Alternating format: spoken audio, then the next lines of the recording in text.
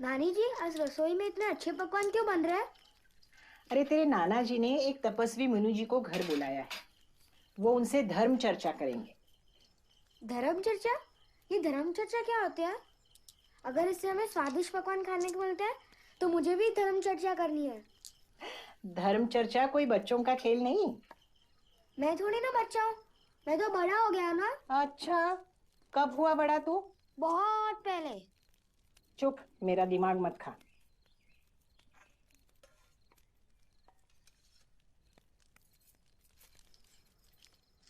नानी, मैं लड्डू ले लूं? नहीं नहीं नहीं नहीं, वो मुनि जी को पहले। तू जा अपने नाना जी से बात कर, जा।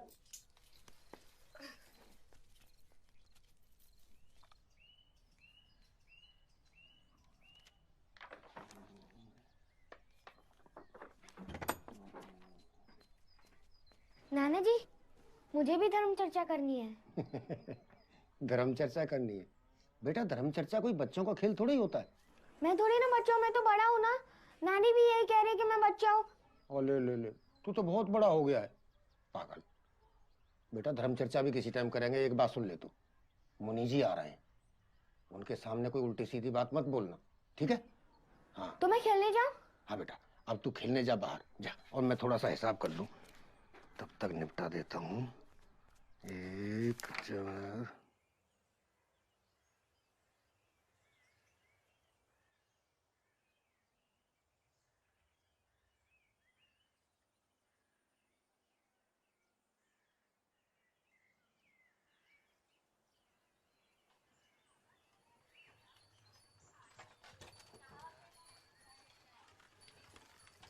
नानी, मुनि जी आ गए हैं। नानी, मुनि जी आ गए हैं। प्रणाम मुनिवर्त। यशस्वी भवो, आनंदित रहो। पधारिए, छोटे से घर में स्वागत है आपका। यजमान, आदमी घर से नहीं दिल से बड़ा होता है। श्री कृष्ण श्री कृष्ण श्री कृष्ण। आप बड़ी दूर से आए हैं महाराज, आसन ग्रहण करें। धन्यवाद। ईश्वर तेरी करुणा अपार है। धन्यवाद। श्री कृष्ण श्री कृष्ण श्री कृष्ण। वाह, क्या बढ़िया खुशबू आ रही है। अचानक मेरी यानी मेरे शरीर की भूख चौगनी हो गई। वाह, ये तो आपकी अनुकंपा है महाराज।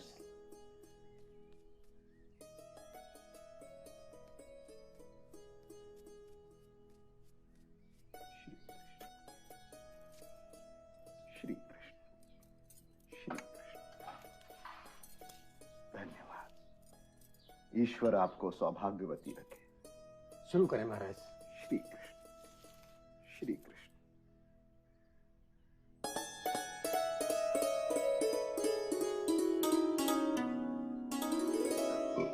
वाह यजमान, आपने तो इस नश्वर शरीर को इसी जन्म में स्वर्ग का दर्शन करा दिया। आपके मन में कोई भी शंका हो, कोई भी प्रश्न हो, निसंकोच पूछो। महाराज, उम्र हाथ से छूटी जा रही है। मन में एक बात बार बार उभर कर आती है, क्या इस मनुष्य योनि के सुख दुख के फेर से हम जैसे संसारी की मुक्ति संभव है? सांसारिक जीवन में मुक्ति पाना लगभग असंभव है। नानी, इसका कारण साफ है। क्या यही धर्म चर्चा है? भगवान ने मनुष्य को बनाया ही सुन ऐसा उनकी बातें क्या बोलते हैं। है। इंसान कितनी भी कोशिश करे, वो पाप करने से नहीं बच सकता। हाँ, थोड़ा बहुत पुण्य करके, जैसे कि आपने अभी किया, मृत्यु के बाद होने वाली पीड़ा से थोड़ा बहुत बच सकता है, लेकिन मुक्त नहीं हो सकता।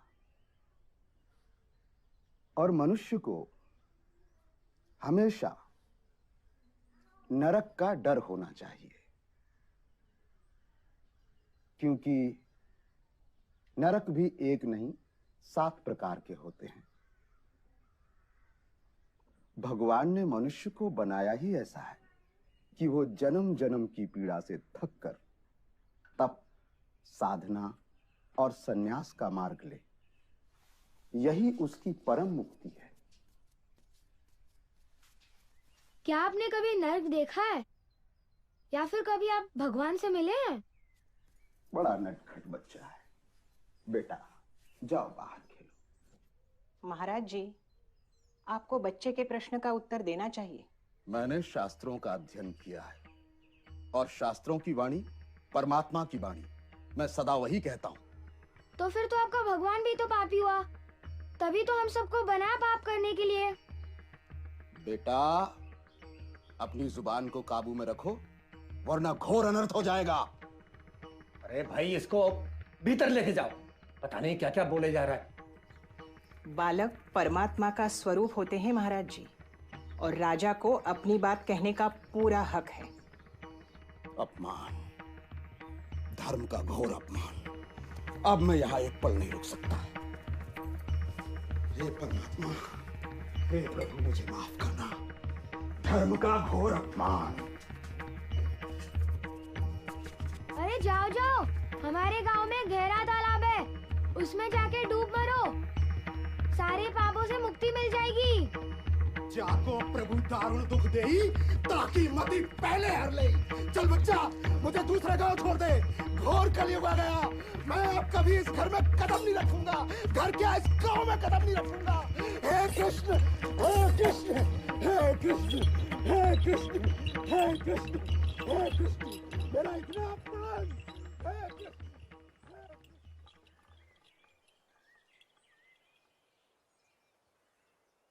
क्या ऐसे ही चिड़े रहोगे जी? और आज आपने दिन भर कुछ खाया भी तो नहीं? सच कहूं तो कई बार भगवान ही बच्चों के मुख से बोलते हैं। जरा सोचो तो राजा ने जो बात कही वो एक महीने में सही ही तो है ना? अब छोड़ो भी, बच्चे की बात पर इतना मुंह फुलाने की क्या जरूरत है? गुस्सा मुझे राजा पर नहीं, बल्कि अपने आप पर है। जो सीधी सच्ची बात राजा को दिखाई दे गई, वो इस बुढ़े की बुद्धि में पहले क्यों नहीं आई?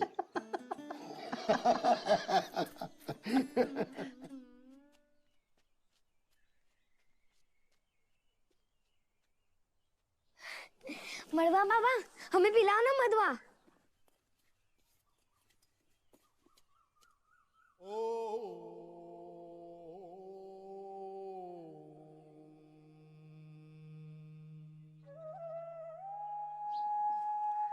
मजा आ गया। इस इलाके में आऊं और तुमसे ना मिलूं, ये कैसे हो सकता है राजा? मैं आपसे एक बात पूछूं? पूछो। फकीर दाढ़ी और बाल क्यों बढ़ाते हैं? हम बढ़ाते नहीं, ये तो खुद ब खुद बढ़ जाते हैं। ये तो और लोग हैं जो कटवाते हैं। मैं आपसे एक और बात पूछूं? पूछो। आप रहते कहाँ हैं? हम तो बावरे हैं, हमारा कोई ठिकाना नहीं राजा। जहाँ रास्ता ले जाए उसी रास्ते पर हम चले जाते हैं। ये नानी जी ने आपके लिए गर्मा गर्म रोटी और सब्जी बनाई है, आप खा लेना। थोड़ी देर और रुका तो तुम्हारे मुंह में पड़ जाऊंगा राजा, इसलिए चलता हूँ। अगली बार जल्दी आना।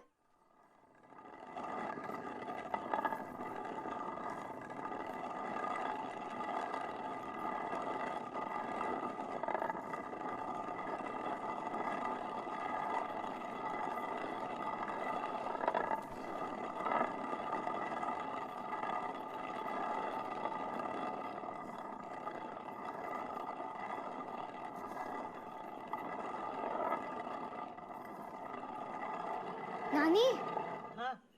मैं नहाने जा रहा हूँ। अरे नहीं नहीं, राजा राजा रुक, सुन जरा, दूध गरम किया है वो पी के जा।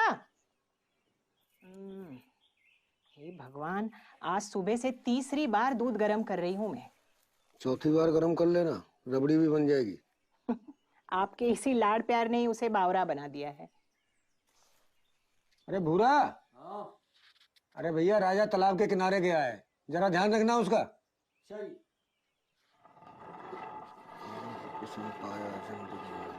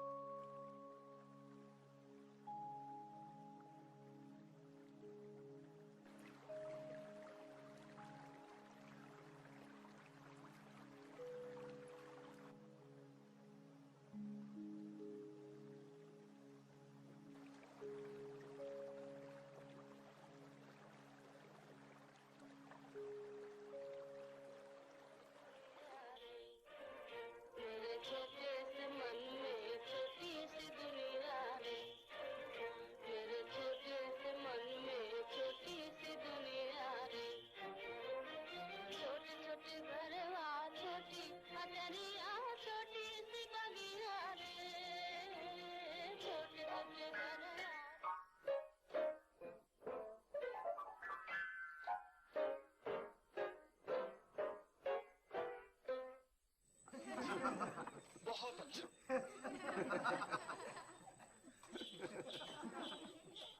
जरा अकल से काम ले। देखिए, मैं आपके उपकारों को कभी नहीं भूल सकती, लेकिन अब देखती हूँ कि मुझसे काम न हो सकेगा। मैं बहुत थक गई हूँ। हाँ, लेकिन इसका ये मतलब तो नहीं कि तुम यहाँ से चली जाओ। कम से कम ऐसी हालत में तो मैं तुम्हें न जाने दूंगा। जी शुक्रिया, लेकिन मैं इन्हें यहाँ 1 मिनट न छोड़ूंगा, चाहे कुछ भी हो। अगर तुम भी यही चाहती हो तो मैं मजबूर हूँ। आए हुए 1 महीना भी नहीं हुआ और आज वो स्टेज पर भी निकलेगी। कल मेरे उम्र भर के किए धरे पर पानी न फेरते। पिताजी, यूं बैठे रहने से काम नहीं चलेगा, कुछ कीजिए। तो क्या करूँ, तू ही बता। नानी, आपने देखा वो लोग कितने ध्यान से खेल को देख रहे थे ना?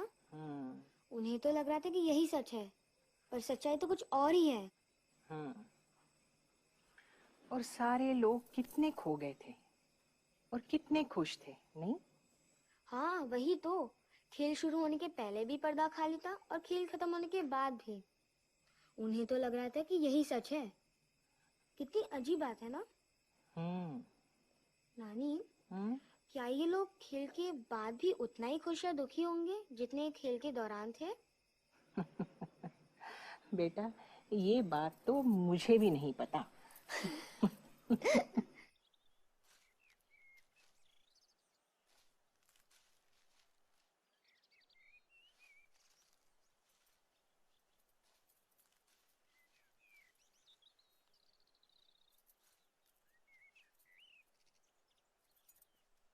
ओ बुरा, ओ जल्दी आ। हाँ जी। देख तो, जमाई जी है ना? हाँ, जा, सामान पकड़ उनका। वो औलाद।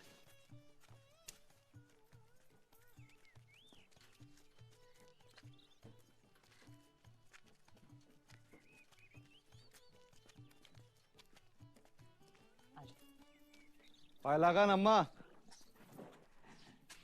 कैसी हैं? खुश रहो, खुश रहो, खुश रहो बेटे। घर में सब कुशल मंगल तो है? आपकी दया से सब कुशल मंगल है। अरे अम्मा, मैं तो यहाँ पास के एक गांव में किसी काम से आया था रात को, तो सुबह सोचा आप लोगों से मिलता चलूं। अच्छी बात है। राजा कैसा है? आज सुबह तो पौ फटते ही उठ गया था। अभी पढ़ाई के नाम पर अपने नाना जी को तंग कर रहा होगा। भीतर तो चलिए। आइए। ईशापुर 483 लुम्बिनी नेपाल, आजकल नेपाल और उनकी मृत्यु। पायलागान बाबा। प्रणाम बेटा, प्रणाम। दामाद जी के लिए चाय नाश्ते का कुछ इंतजाम कर लो। हाँ। और राजा बेटा, कैसी चल रही है पढ़ाई नाना के साथ? अरे इसकी पढ़ाई को मत पूछो दामाद जी, बड़ी टेढ़ी खीर है। किसी भी किताब को 2 दिन में पढ़ लेता है, उसके बाद उल्टा मुझे ही पढ़ाना शुरू कर देता है। अगर आप मुझे लेने आए तो पहले बता दो, मैं आपके साथ नहीं आने वाला हूँ। अरे बेटा, मैं तो किसी काम के सिलसिले में यहाँ पे आया था, तो सोचा तुमसे मिलता चलूं। मैं अपने नाना और नानी के साथ ही रहने वाला हूँ। हाँ हाँ भैया, तू अपने नाना नानी के साथ ही रहे, मैं मना नहीं कर रहा हूँ। और बेटा, कैसा चल रहा है? बस सब आपका आशीर्वाद है बाबा। बाबा, मुझे ना आपसे थोड़ी बात करनी थी। हाँ, अभी हारे थके आए हो, हाथ मुंह धो लो, थोड़ा आराम कर लो, बात भी करते हैं। जी बाबा।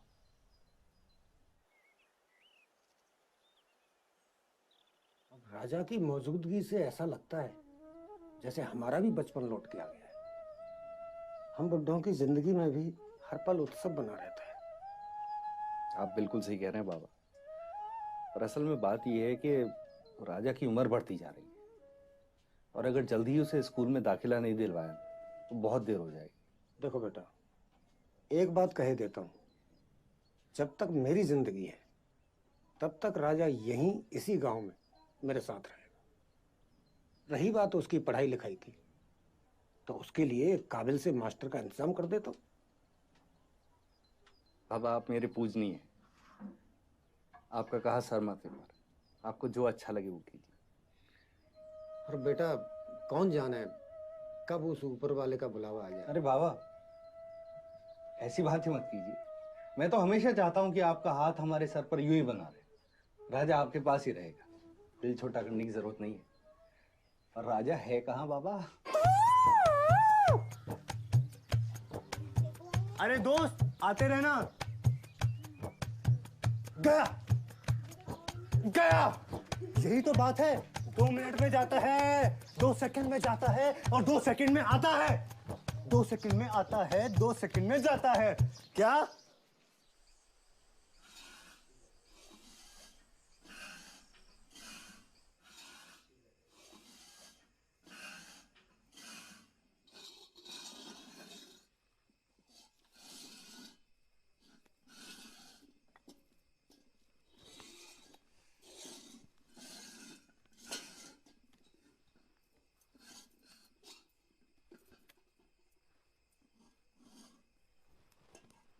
अरे भाई खाना खिलाओगी भी? दामाद जी को भूख लगी है, कितनी देर हो गई?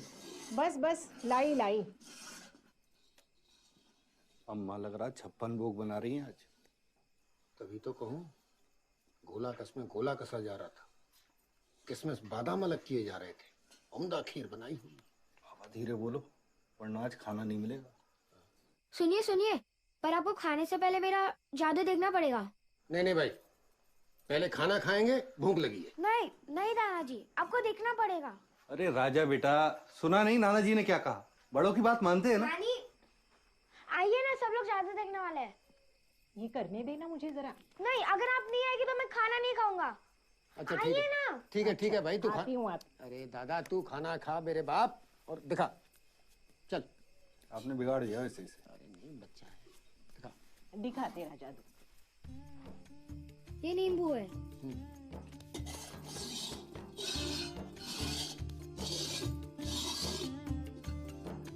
अब आप लोग बताइए, ये नींबू किस लोटे के नीचे है? बीच वाले में। नहीं नहीं, तेरे दाएं वाले। अरे बाबा आपको नहीं पता है, मैंने देखा। ये बाएं वाले में, खोलना लायक है।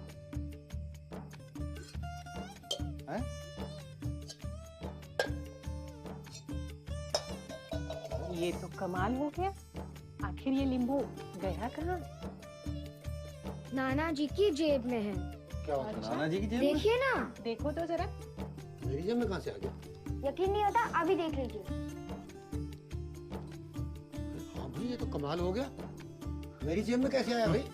ये जादू वादू कुछ नहीं होता, सब हाथ का कमाल है। ये ढूंगी बाबा हम लोग को मूर्ख बनाते हैं जादू के नाम पे।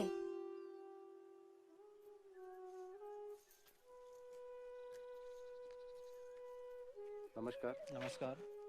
हम जनगणना अधिकारी हैं। वैसे तो आप सभी के नाम हमारे कागजों में अंकित हैं, पर नए कानून के हिसाब से हमें आपकी जाति और धर्म की सूचना भी लिखनी होगी। हम सबकी जाति मात्र इंसान है, और क्या बताऊं अपना धर्म। कभी मैं सूफियों के रंग में रंग जाता हूं, तो कभी संतों के। कभी जैन मुनियों से प्रभावित होता हूं, तो कभी शाम के ढलते सूरज से। यही सच है बेटा। ये धर्म कर्म की बातें अभी तक तो हमारी समझ में आई नहीं। सब कुछ एक पहेली सा लगता है। जब समझ में आ जाएगी तो बता देंगे। माफ करना, हमारे फॉर्म में ऐसा कोई कॉलम नहीं है, तो मुझे आप लोगों के नाम के आगे नास्तिक ही लिखना होगा। जैसी तुम्हारी मर्जी। क्या इंसान होना काफी नहीं?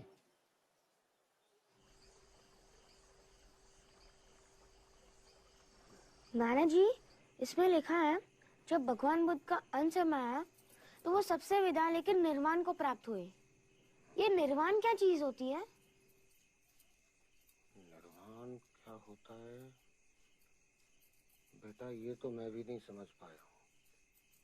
शायद इसे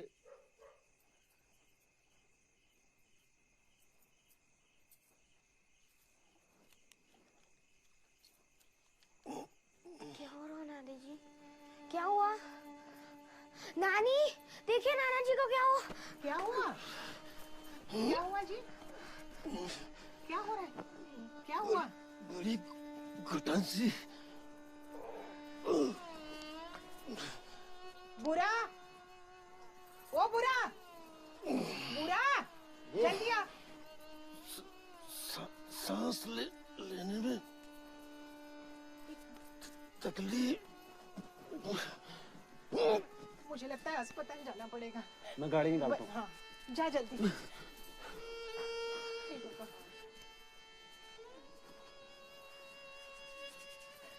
जल्दी कर।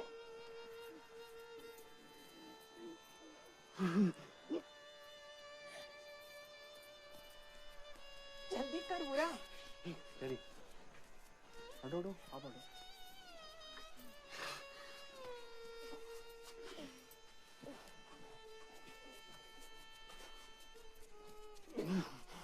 आराम से।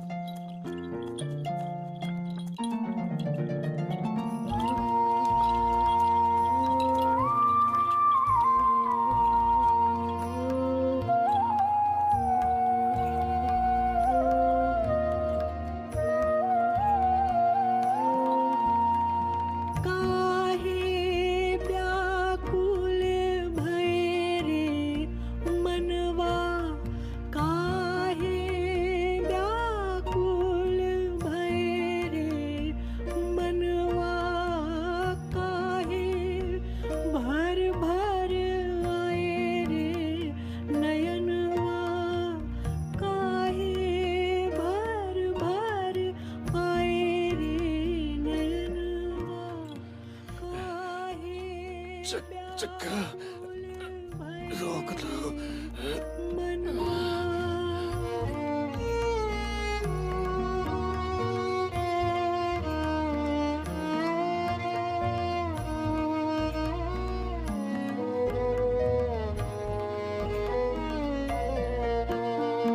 कौन रोक पाया है बावरा बदरवा, कौन बांध पाया है मुक्त पवनवा, कौन रोक पाया है बावरा बदरवा, कौन बांध पाया है मुक्त पवनवा, बिरला ही कोई पाए नील गगनवा, बिरला ही कोई पाए नील गगनवा, बिरला ही पार पाए लोक पर लोकवा, काहे व्याकुल भये रे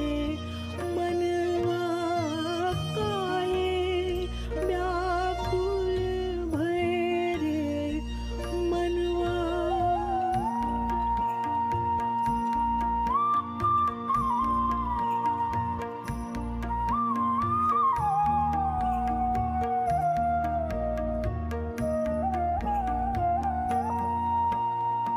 काहे व्याकुल भये रे मनवा, काहे व्याकुल भये रे मनवा, काहे भर भर आए रे नयनवा, काहे भर भर आए रे नयनवा, काहे व्याकुल भये रे मनवा। बाबा हाँ बेटा, एक सवाल पूछूं? अगर मना कर दूंगा तो नहीं पूछोगे क्या? पूछो पूछो। ये नदी में कितना पानी होता है? नदी में बेटा बहुत पानी होता है। वो तो मुझे भी पता है बहुत पानी होता है, पर नदी में पानी कितना होता है? पानी ऐसे बताना बड़ा मुश्किल है, लेकिन बहुत सारा पानी होता है। इसका मतलब आप हार गए ना? आप मुझे तैरना सिखाओगे ना? हाँ हाँ मेरे बाप, तैरना सिखाऊंगा। पक्का? हाँ पक्का। राजा बेटा, तैरने के लिए हाथों से ज्यादा पैर की जरूरत होती है। माँ आप अकेली रहेंगी तो हमें चिंता लगी रहेगी। आप यहीं रहिए ना, यहाँ आपको किसी चीज की कोई तकलीफ नहीं होगी। मैं जानती हूँ, मगर अब इस भीड़ भाड़ में नहीं रहना चाहती मैं। बस कहीं अकेले दूर शांति से रहना चाहती हूँ। पर माँ, यहाँ हम सब हैं और फिर राजा भी तो है। आपका मन लगा रहेगा और आपके बिना ये घर बहुत सूना हो जाएगा माँ। सूनापन जिंदगी का एक हिस्सा है। अब हम कितनी भी कोशिश करें उससे भाग नहीं सकते। बात तो आपकी सही है माँ। और बाबा के जाने के बाद तो सब कुछ बात खाली खाली सा हो गया। अब बस इस शहर से दूर शांति से जिंदगी के पल गुजर जाएं। माँ भी कैसी बातें कर रही हैं। और अगर ऐसी ही बात है तो जो नदी के किनारे हमारा पुश्तैनी मकान है, हम उसे दुरुस्त करवा देते हैं। माँ, मैं आपसे कह रहा हूँ कि मैं नानी के साथ ही रहूंगा। अच्छा बाबा, तुम नानी के साथ ही रहना बस। हाँ। चलो माँ, खाना लगाएं। आ जाओ, खाना खाते। नानी, बाबा ने मुझे वादा किया है कि वो मुझे तैरना सिखाएंगे। अरे वाह। पर मुझे नहीं लगता वो सिखाएंगे। ऐसा क्यों लगता है तुझे? देखो, वो जब एक बार दुकान में घुस जाते हैं तो उन्हें कुछ याद नहीं रहता। मुझे पता है वो फिर भूल जाएंगे। तू फिर तैरना कैसे सीखेगा? मुझे लगता है अगर मैं नदी के अंदर चला जाऊँ तो नदी मुझे खुद तैरना सिखा देगी। ये किसने कहा तुझसे? मुझे पता है। नानी, एक बात पूछूं? हाँ हाँ, पूछो। नानी, ये नदी में कितना पानी होता है? नदी में? नदी में बहुत पानी होता है।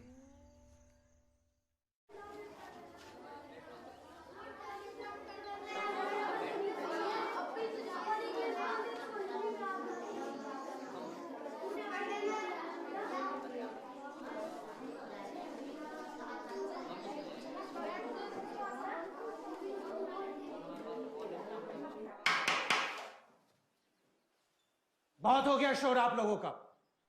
एकदम शांति। बच्चों, आज हम आपको वृक्ष के बारे में बताते हैं। बच्चों, वृक्ष मनुष्य के जीवन का अभिन्न अंग है। वो हमें जीवन देता है।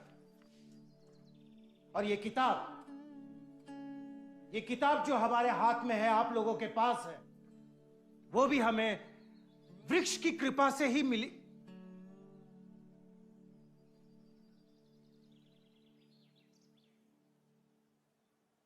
ओए लड़के, क्या चल रहा है? जानते नहीं मैं कंटर मास्टर हूं। बड़े बड़ों को सुधारा है मैंने। अब यहां आओ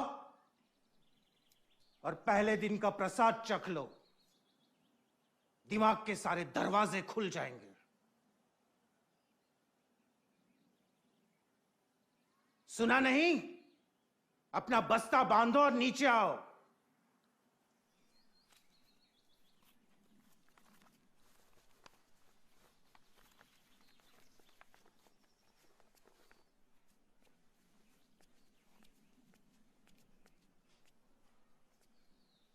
क्या चल रहा था वहां पर? आप ही ने तो कहा वृक्ष हमारे पूज्य है, तो मैं उसकी सौंदर्य में खो गया था। जुबान चला रहा है। कंटर मास्टर के सामने जुबान चला रहा है। हाथ आगे कर। सुना नहीं? मैंने कहा हाथ आगे कर।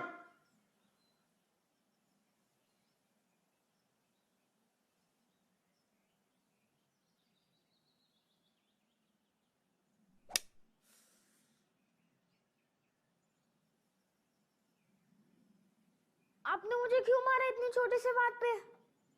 मैं आपकी शिकायत हेडमास्टर से कर दूंगा। अच्छा, शिकायत करेगा?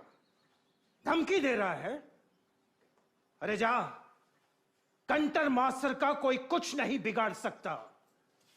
इस शहर के जितने भी पढ़े लिखे लोग हैं ना, उन सभी ने मेरी मार खाई है। जा कर ले जो करना है वो। शिकायत करेगा। हाँ, तो हम आपसे कह रहे थे बच्चों,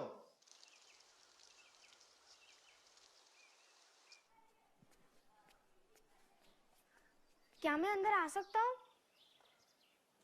आ जाओ बेटा, आ जाओ। मुझे आपसे एक शिकायत दर्ज करवानी है। तुम्हारा दाखिला तो आज ही हुआ है ना? बोलो क्या बात। आप पहले मेरा हाथ देखिए। ये क्या हुआ? ये हिंसा मेरे साथ कंटर मास्टर ने की है। और वैसे मैंने कोई बड़ी गलती नहीं की थी कि मुझे इतनी कठोर सजा मिले। आपको इस बात के लिए कुछ करना चाहिए। देखो बेटा, स्कूल में ये सब चलता रहता है, धीरे धीरे तुम्हें सब समझ में आ जाएगा। वैसे भी कंटर मास्टर मेरे सीनियर है, इस बारे में मैं कुछ नहीं कर पाऊंगा। अच्छा, तो आपके ऊपर कौन है? वैसे मेरे ऊपर म्युनिसिपल के चेयरमैन है, लेकिन इतनी छोटी छोटी सी बातों के लिए इतना बड़ा हंगामा क्यों? मेरे नाना जी ने मुझे सिखाया है कि कभी अन्याय नहीं सहना और कभी झूठ का साथ नहीं देना। अभी मैं चलता हूँ। नमस्ते।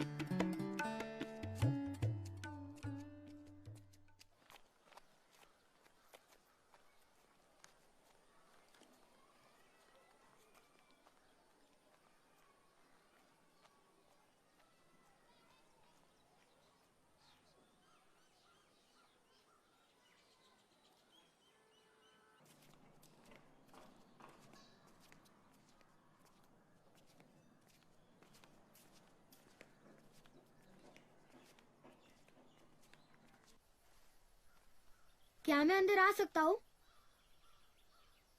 हाँ, आओ बेटा, आओ। बैठो। नहीं नहीं, मैं ठीक हूँ। मुझे आपसे एक शिकायत करनी थी। शिकायत? हाँ हाँ, बोलो। स्कूल में मेरे साथ कंटर मास्टर ने हिंसा की और जब ये मैंने हेडमास्टर से कहा तो वो कह रहे थे वो कुछ नहीं कर सकते, इसलिए मैं यहाँ आया हूँ। उनके बारे में पहले भी मुझे शिकायत मिली है बेटा, लेकिन आज तक खुल के कोई नहीं बोला। अब तुम कह रहे हो तो मैं इस पे जरूर कुछ करूंगा। अच्छा ये बताओ बेटा, उस मास्टर ने ऐसा किया क्या है? मैं कक्षा में बैठा था और वो हमें वृक्षों की खूबियां बता रहे थे और मेरी नजर एक सुंदर वृक्ष पर पड़ी। मैं उसे देखने लगा और तभी उन्होंने मुझे सामने बुला के झड़ी से मारा। आप ही बताइए, ये गलत है ना? बिल्कुल गलत है। तुम तो वही कर रहे थे ना जो वो पढ़ा रहे थे। हाँ, इसलिए तो मुझे यहाँ आना पड़ा। तुम्हें डर नहीं लगता? नहीं, नानी कहती है अगर आपने कोई गलत काम किया ही नहीं है तो उसके लिए डरने की कोई जरूरत नहीं है। अब मैं चलता हूँ। नमस्ते।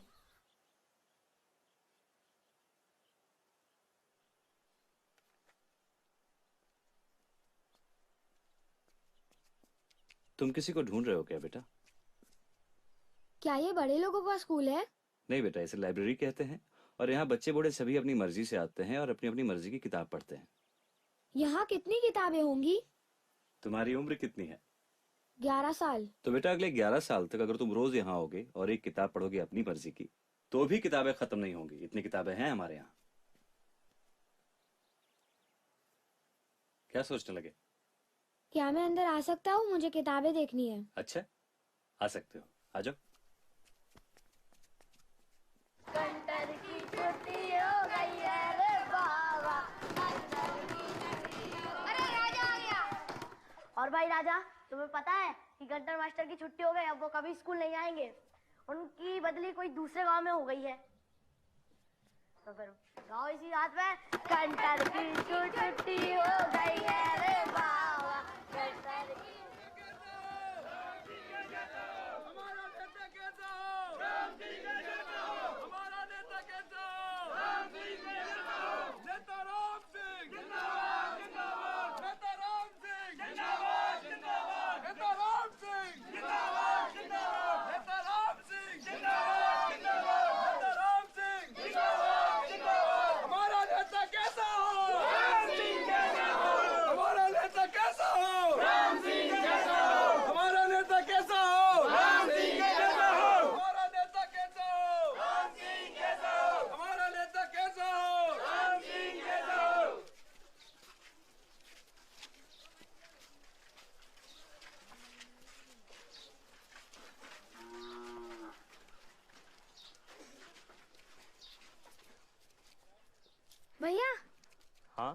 क्या आप इन नेता के पक्के चले हो?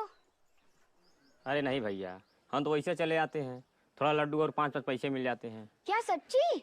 हाँ हाँ, इसीलिए तो हम आते हैं। हमें भी मिलेंगे? हाँ हाँ बिल्कुल मिलेंगे, जाओ ले लो।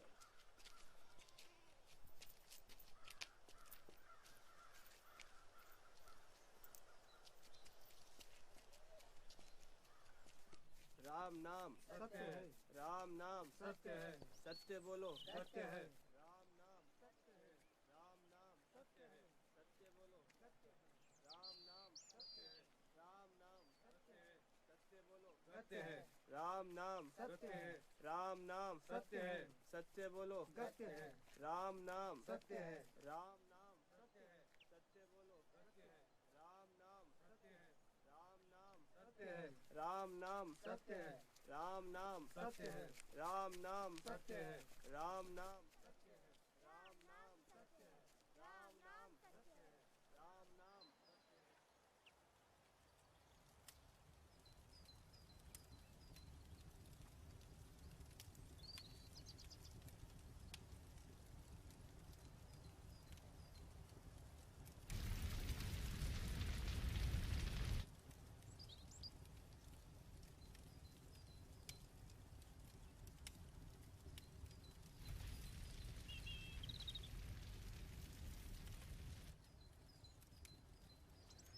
चलो भाई, एक तो कहानी खत्म।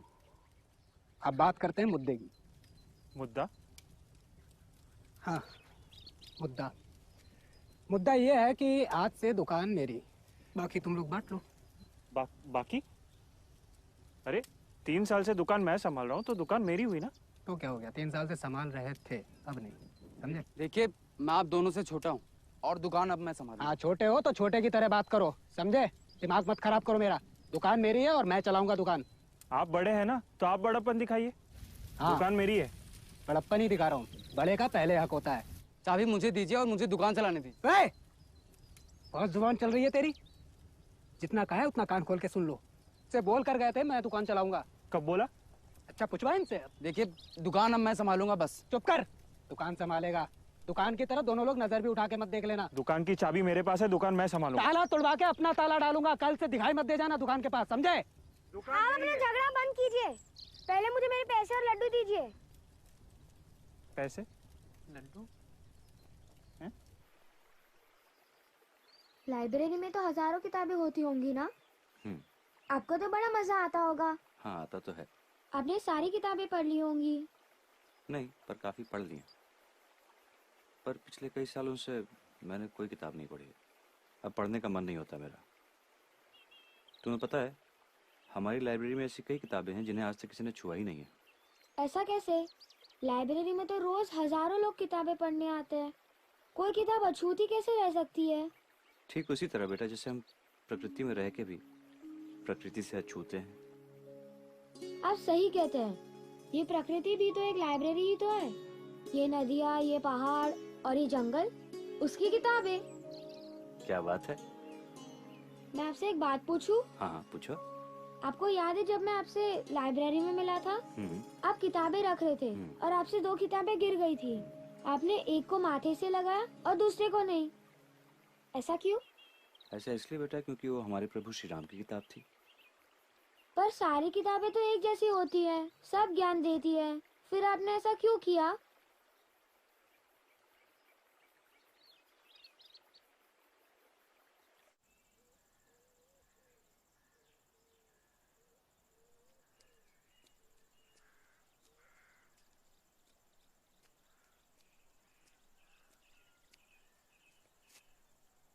बताओ मैं कौन हूँ?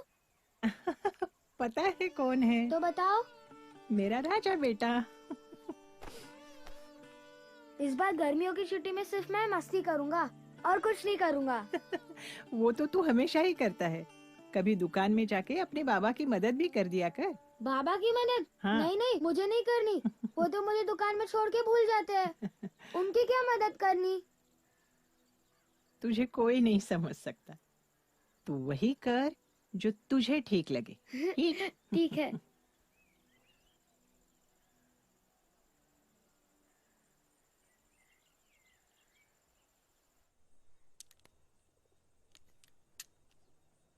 बाबा, मुझे यहाँ दुकान में अच्छा नहीं लगता। मुझे तो सिर्फ नदी और लाइब्रेरी अच्छी लगती है। हाँ हाँ, वो सब ठीक है। और ये हाथ में क्या ले रखा है? दिखाओ। ये क्या कूड़ा कबाड़ा इकट्ठा कर रखा है? जाओ और इसे फेंक के आओ। मैंने नहीं फेंकूंगा, ये मेरे लिए बहुत कीमती है। इन पत्थरों से मैं खेलता हूँ और इन रंगीन शीशों से मैं आसमान को देखता हूँ। बड़ा मजा आता है मुझे। तुम्हें मेरी एक बात समझ में नहीं आती है। मैंने क्या कहा? जाओ और फेंक के आओ। मैं इन्हें फेंकूंगा, पर एक शर्त पे। आपको भी अपनी जेब से सारे पैसे फेंकने होंगे। मंजूर है आपको? पैसे फेंकने होंगे? हाँ। अरे बेटा, तुम्हें पता भी है ये घर, ये दुकान किससे चलती है? पैसे से। पैसा बहुत कीमती चीज है बेटा। जैसे आपके लिए पैसे कीमती है, वैसे मेरे लिए ये कीमती है। तो भैया, तू जा अपनी लाइब्रेरी जा, वहीं किताबों से अपना माथा फोड़। मेरा पीछा छोड़, मैं संभाल लूंगा अपनी दुकान अपने आप। चल। बाबा, ये दुकान में मैं कब से बैठा हूँ, बड़ी भूख लगी है। पैसे दो ना, जलेबियाँ खानी है। तूने सही धंधा चुना है। जा, ये कीमती पत्थर, ये शीशे लेके खा ले जलेबी। है? मुझे लगता है कि बड़े होके तू कुछ ना करने के ही पैसे लेगा।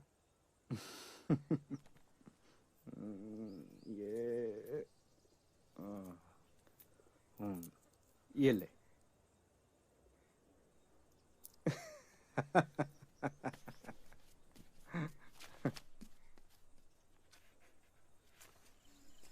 राम राम चाचा। राम राम राजा, कैसे हो? ठीक है। वो स्कूल के मास्टर जी को 50 किलो जलेबियाँ चाहिए थी, क्या भाव लगाओगे? बिल्कुल सही भाव लगा देंगे, राम की कृपा से। बोलो कब चाहिए? अभी तो एक आने का नमूना दे दीजिए, उनको चखाना पड़ेगा। अरे एक आने की क्या जरूरत है भाई, लो तुम मुफ्त में ले जाओ, लो। एक आना? अभी तो आपने कहा मुफ्त में ले जाओ। 50 किलो कब चाहिए? अभी तो 2 महीने की छुट्टी है, बाद में बताता हूँ। सत्यानाश हो तेरा राम की कृपा से। अब जा पकड़ के ला फुन्नू। सत्यानाश हो तेरा, फिर बेवकूफ बना गया राम की कृपा से। मक्का बाबा की जय हो। मक्का बाबा की जय हो। मक्का बाबा की जय हो। मक्का बाबा की जय हो। मक्का बाबा की जय हो। मक्का बाबा की जय हो।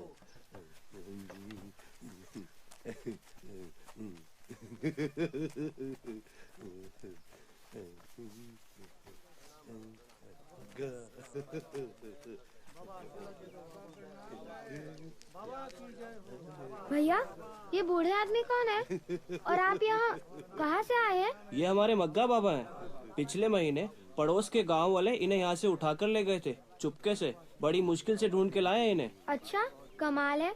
मग्गा बाबा में ऐसी क्या खास बात है? खास बात, ये बहुत कमाल के हैं। जहाँ जाते हैं वहाँ खुशहाली खुशहाली होती है। जारू सारू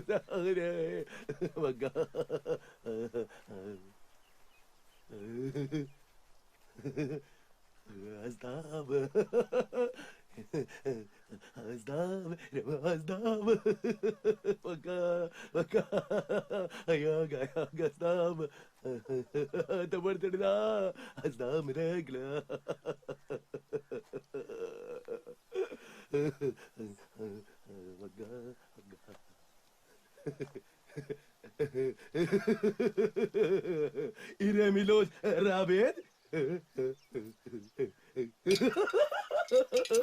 बाबा, आप ही कौन सी बोली बोलते हैं? Iremilos Rabet.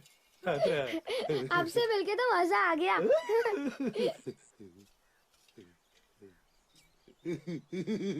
वाह, सौदा तो अच्छा है। अगर आपका ये जादुई मग्गा मेरे पैसों को दुगना कर सकता है तो मजा आ जाएगा। अब तो दोस्ती पक्की। हाँ ठीक है, तो मैं चलता हूँ।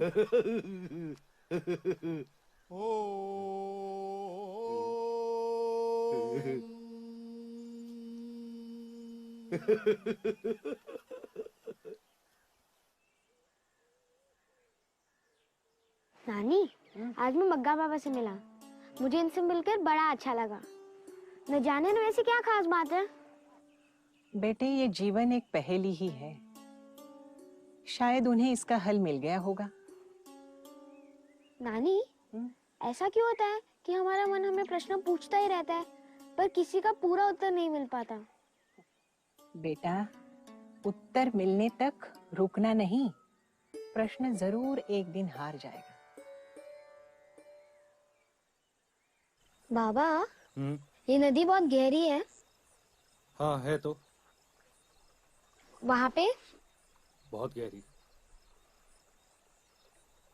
और उस तरफ और भी गहरी। क्यों, डर लग रहा है? नहीं, मुझे किसी से डर नहीं लगता।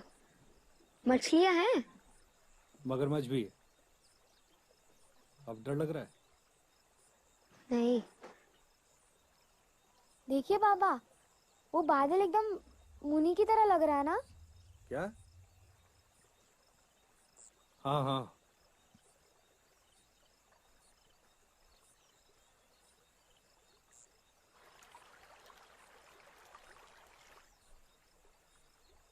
क्या सोच रहे हो? यही सोच रहा हूँ कि आपने तैरना कब सीखा होगा।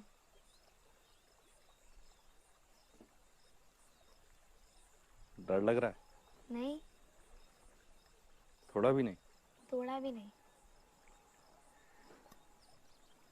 डूबने से भी नहीं? नहीं। जरा सा भी? नहीं।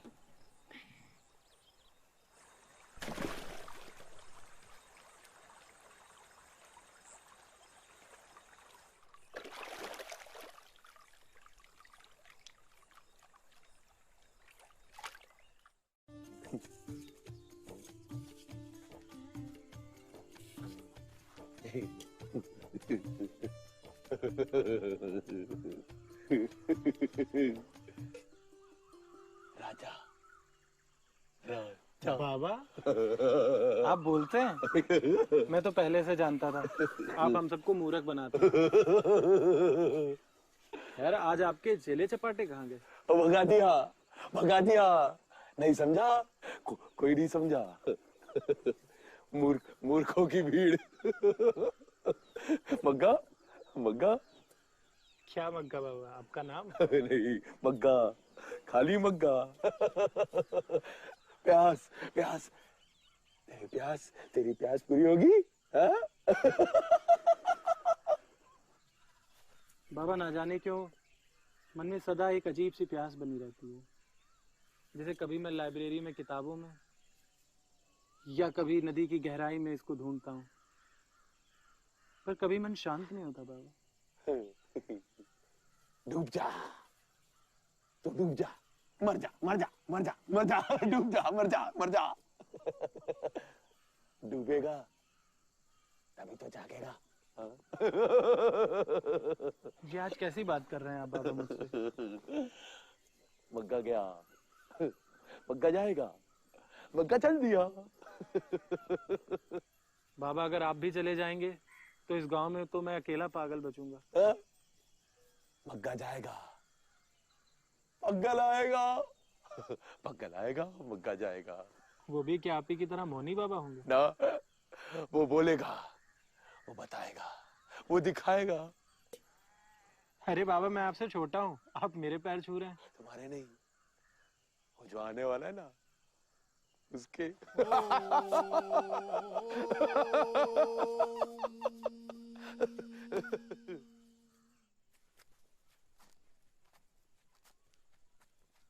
नमस्ते। अरे रजनी जी, बड़े दिनों बाद। आइए बैठिए। कैसे हैं आप? बढ़िया हूँ, आप कैसी हैं? बिल्कुल ठीक। और ये बताइए कि आज बड़े शहर वाले इस छोटे शहर की तरफ कैसे मेहरबान हो गए? विद्यासागर जी, क्या करें, बड़े शहर के छोटे दिल वालों से मन ऊब उठा था, सो अपनी माटी की सौंधी सुगंध ने फिर हमें यहाँ खींच लिया है। अरे वो नटखट शशि है ना, जो हमारी साइकिल के टायर से हवा निकाल देती थी। संभल जाइए, क्योंकि अब मैं मोटर कार के टायरों से भी हवा निकाल लेती हूँ। आइए मैं आपका परिचय अपने इस मित्र राजा से कराता हूँ। ये हमारे शहर के एकमात्र अजूबे हैं। आप तो अच्छे खासे इस नौजवान मित्र को अजूबा बना रहे हैं। आप नहीं जानती रजनी जी, राजा इस छोटी सी उम्र में अपनी समकालीन लाइब्रेरी की सभी धूल खाती किताबों को शब्द बाशब्द चाट लिया है। फिर भी इनका भूखा दिमाग है कि खाली का खाली। अब ये महाशय अजूबा नहीं है तो और क्या है। पानी से प्यास बुझती तो नदी को बहना क्यों पड़ता? इस उम्र में ऐसी सोच, अज्ञात को जाने की इतनी तड़प, भाई फिर तो हमारी राजा से दोस्ती खूब जमने वाली है। विचारों की जुगलबंदी छोड़िए और चलिए नदी घूमने चलते हैं। चलिए चलते हैं। आज शशि के बहाने ही एक चक्कर लग जाए नदी का। अच्छा हुआ तुझे इस सूने शहर में रजनी और शशि जैसे मित्र मिल गए, नहीं तो ये बड़ी बड़ी किताबें पढ़कर तू तो पागल ही हो जाता।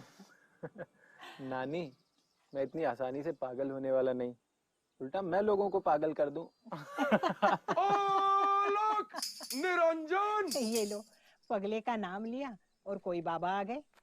आलोक निरंजन, आलोक निरंजन। माते पग्गल पग्गल जग करे, पग्गल खड़ा मुस्काए। आपने पग्गल को पुकारा और पग्गल आ गया। मुझे मग्गा बाबा ने खास राजा से मिलने के लिए भेजा है। आज से ठीक 1 महीने बाद माते, मैं राजा को अपने साथ भारत भ्रमण पर ले जाना चाहता हूं। अंतर खोज के जिस मार्ग पर यह अग्रसर है, उसके लिए यह यात्रा आवश्यक है माते। और मैंने राजा के पिताजी से भी आज्ञा ले ली है। बाबा, ये तो मेरा सौभाग्य होगा, मैं आपके साथ भारत भ्रमण पर जाऊं। आलोक निरंजन, आलोक निरंजन, आलोक निरंजन।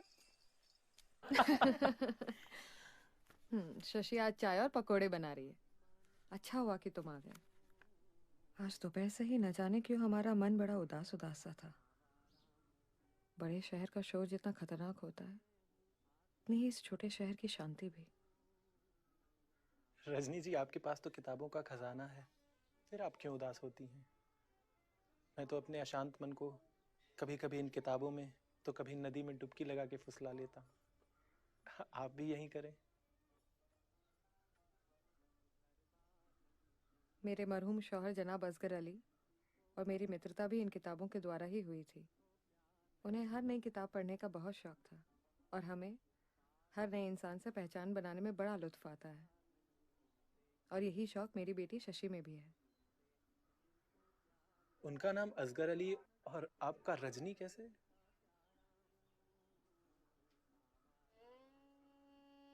मेरी पहली शादी एक जाने माने हिंदू परिवार में हुई थी। बदकिस्मती से वहां दिल के तार नहीं जुड़ पाए और एक दिन मैं और मेरी बेटी समाज के थोपे गए हालातों से विद्रोह करके आजाद हो गए। उन संघर्ष के दिनों में जनाब असगर अली जी ने हम माँ और बेटी का हाथ थाम लिया। उनके साथ बिताए गए वो चंद दिन हमारी जिंदगी के सबसे सुनहरे दिन थे। लेकिन खुदा के उस फरिश्ते को आखिर वापस चले ही जाना था ना, सो एक छोटे से हादसे ने उनकी जिंदगी हमसे छीन ली। मेरे बनाए ये चाय और पकौड़े उसी को मिलेंगे जिसके चेहरे पर मुस्कान होगी।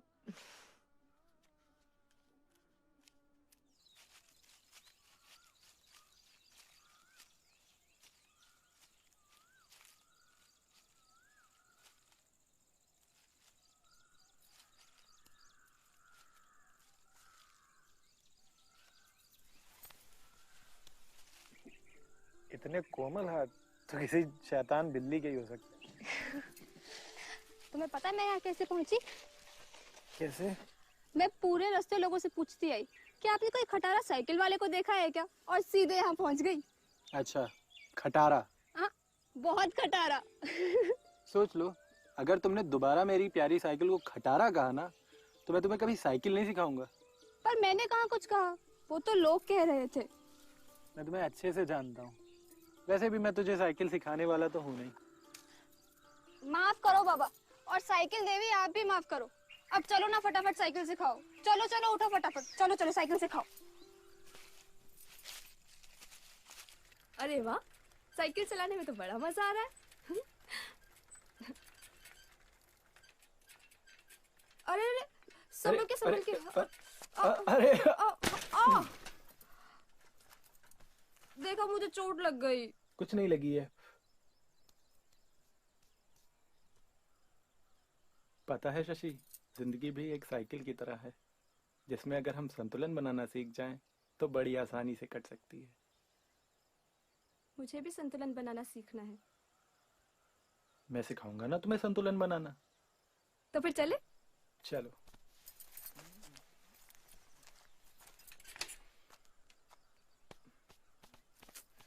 सारे कपड़े गंदे कर दिए मेरे। अब चलो यहाँ से। वैसे बहुत जोर से गिरा दिया तुमने। अच्छा, जब मैं अगली बार आऊंगी तो मुझे ऐसे गिरा तो नहीं दोगे ना?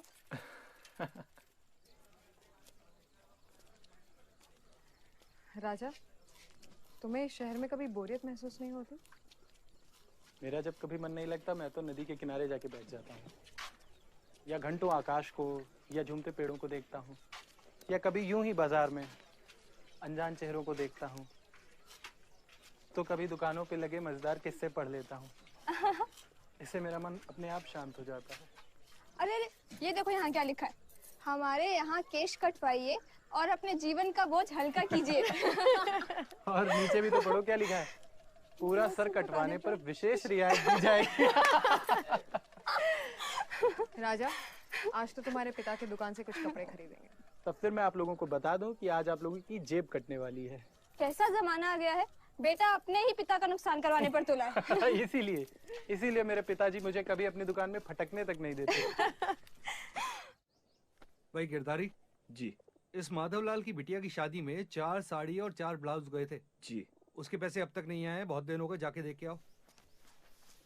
नमस्कार जी। नमस्कार। हम राजा के मित्र हैं। आहा। राजा बहुत तारीफ करता है आपकी, तो हमने सोचा आपसे मिल लिया जाए जी। और कुछ कपड़े भी लेने थे। जी बहुत अच्छा किया। आप अंदर आइए ना, बाहर क्यों खड़ी हैं? वैसे राजा हमारी तारीफ करे ये बात कुछ हजम नहीं हुई, लेकिन हाँ आपने बहुत अच्छा किया जो हमारी दुकान पे चली आई। क्या है ना, इस बहाने राजा की शक्ल देखने को मिल गई, नहीं तो ये दिन रात अपनी किताबों में मस्त रहते हैं और ना माँ बाप की चिंता रहती है ना दीन दुनिया की। लेकिन चाचा जी, एक बात बोलूं? आप राजा को किसी पग्गल बाबा के साथ 1 महीने के लिए बाहर भेज रहे हैं, तो आपको डर नहीं लगता कहीं वापस आने तक ये भी कोई अग्गल पग्गल बाबा बन गया तो? अरे बिटिया, डर तो लगता है पर राजा के लिए नहीं, उस पग्गल बाबा के लिए। क्या है ना कि 1 महीने तक वो इसके ऊट पटांग सवालों के जवाब देगा तो देगा कैसे? चाचा जी, एक और बात बोलूं? आप ना बिल्कुल सही कह रहे हैं।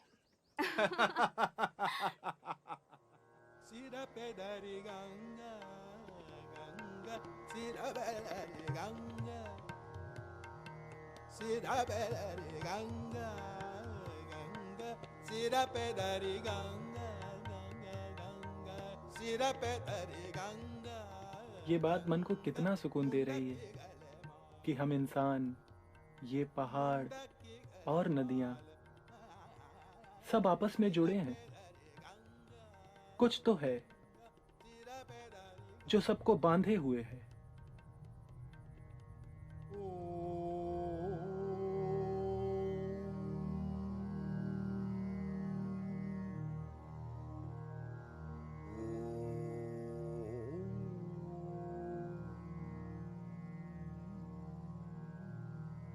इन मूर्तियों के शरीर तो काम मुद्रा में है, परंतु इनके चेहरे के भाव कितने शांत हैं।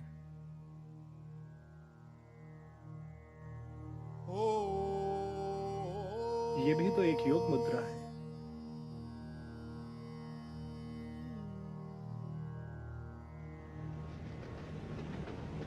बाबा, बनारस में उन विद्वानों से मिलकर लगा कि जैसे उनके ज्ञान में जीवन की महक खत्म हो चुकी है। उनकी भाषा, उनका ज्ञान सब तर्कों पर आधारित था। ज्ञान को यूं तर्क का सहारा लेता देख बहुत अजीब लगा।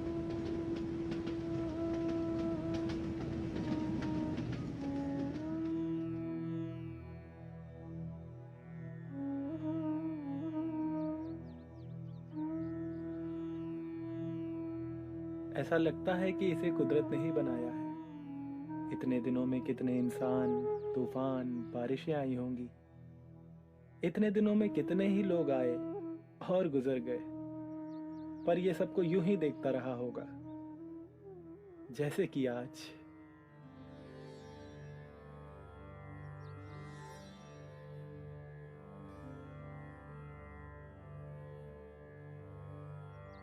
ये पवित्र मूर्तियां बहुत कुछ कहती हैं, पर हृदय की भाषा मौन है। कुछ तो मैं समझ पाया, पर बहुत कुछ है जो मैं समझ नहीं पाया।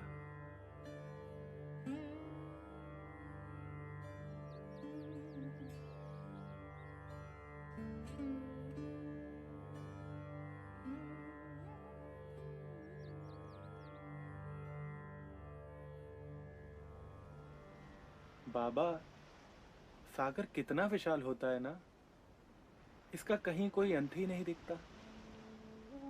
और वो देखिए, ऐसा लगता है कि जैसे आकाश भी सागर में मिल गया हो।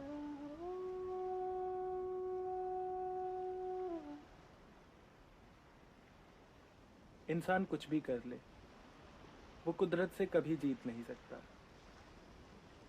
पर हैरानी तो ये है कि वो फिर भी कोशिश नहीं छोड़ता।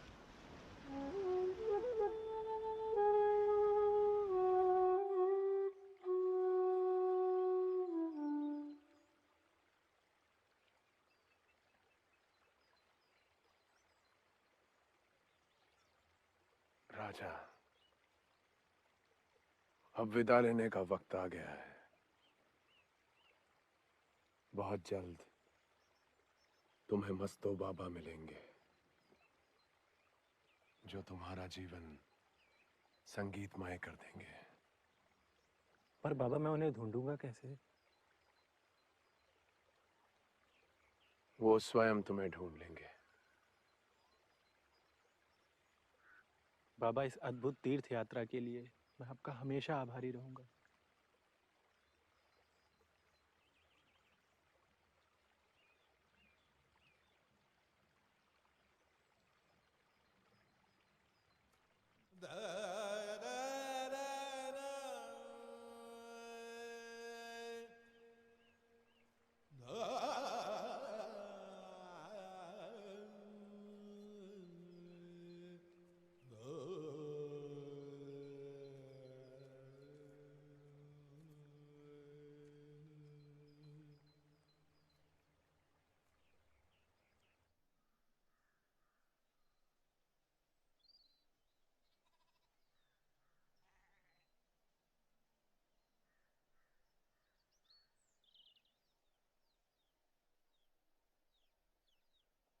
नानी, एक बात बताओ। जब मैं इस शहर से गया था, तब तो यहाँ का मौसम बहुत खुशनुमा था। पर जब से वापस आया हूँ, पता नहीं क्यों सब कुछ उदास उदास सा लग रहा है। लंबी यात्रा से आए हो, पहले नहा धो ले, कुछ जलपान कर ले, फिर आराम से बातें करेंगे। नहीं नानी, मैं बाद में नहा लूंगा। पहले मैं रजनी जी के घर होके आता हूँ। मैं बस यूं गया और यूं आया।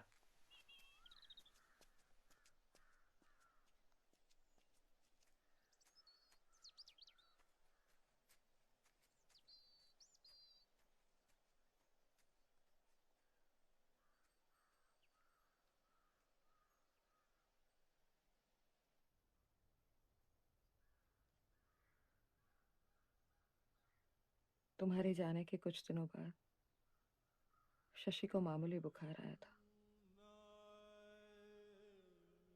कितने ही डॉक्टरों को दिखाया, सबने बहुत कोशिश भी की, लेकिन उसे बचा नहीं सके। और एक शाम घर लौटते परिंदों के साथ वो भी हम सबसे दूर चली गई। आखिरी समय तक उसके होठों पर बस तुम्हारा ही नाम था। कहती रही, मैं फिर आऊंगी। मुझे राजा से संतुलन बनाना सीखना है।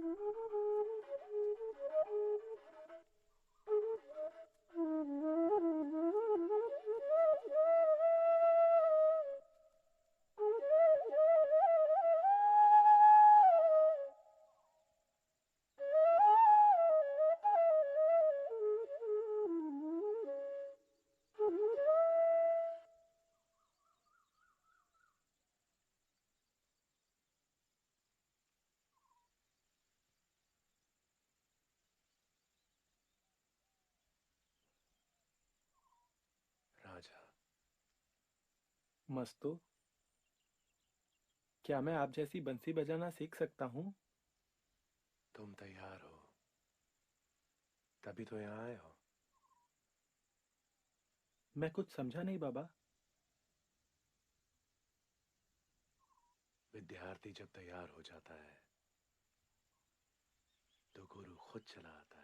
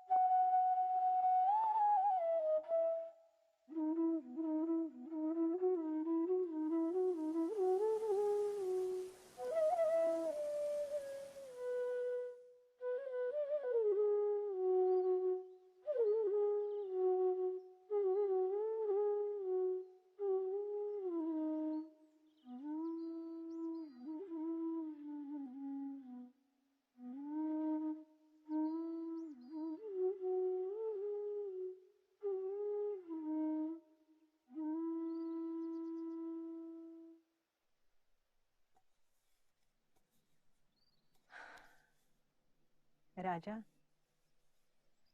जब तुम अपनी बांसुरी की धुन में इस तरह खो जाते हो तो न जाने क्या जादू कर देते हो। मेरे हाथ अपने आप रुक जाते हैं, मैं कुछ काम नहीं कर पाती, मेरी आंखें बंद हो जाती हैं और मैं किसी अनंत लोक में पहुंच जाती हूँ। नानी, ये तो मस्तो बाबा की बांसुरी का कमाल है। नहीं तो मुझ में वो बात कहाँ जो मस्तो बाबा के रहस्यमय सुरों में है। बहुत दिन हुए मस्तो बाबा से मिले। कल मैं जरूर उनसे भेंट करने जाऊंगा।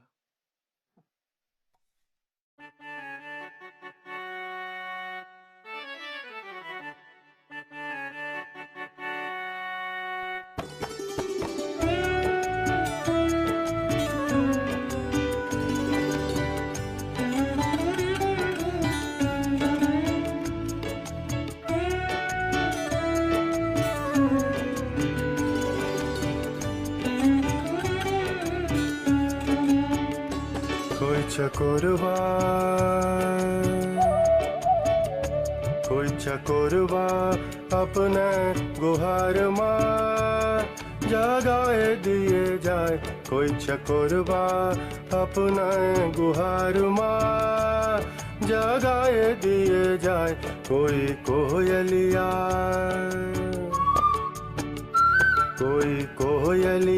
अपना पुकार माँ रुलाए दिए जाए।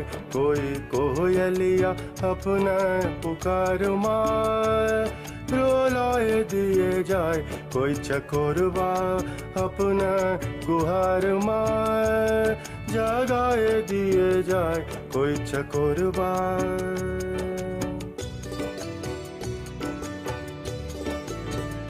कोई बदरिया के पार से बुलाए लिए जाए। कोई बदरिया के पार से बुलाए लिए जाए। कोई नजरिया के जाम से पिलाए दिए जाए। कोई नजरिया के जाम से पिलाए दिए जाए। पिलाए दिए जाए। कोई चकोरवा अपने गुहार माँ जगाए दिए जाए। कोई चकोरवा अपने गुहार माँ जगाए दिए जाए। कोई चकोरवा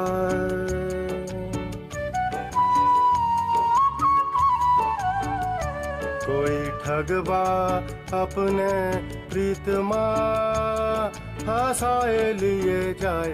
कोई ठगवा अपने प्रीतमा हंसाए लिए जाए कोई मोहरे मना प्रेम रंग माँ रंगाए दिए जाए कोई मोहरे मना प्रेम रंग माँ रंगाए दिए जाए कोई मोहे ध्यान में डुबाहे दिए जाए कोई मोहे ध्यान में डुबाहे दिए जाए कोई मोहे भाव में बहाए लिए जाए कोई मोहे भाव में बहाए लिए जाए बहाए लिए जाए कोई चकोरवा अपने गुहार माँ जगाए दिए जाए कोई कोयलिया अपने पुकार माँ रुलाए दिए जाए कोई चकोरवा कोई कोयलिया कोई चकोरवा कोई कोयलिया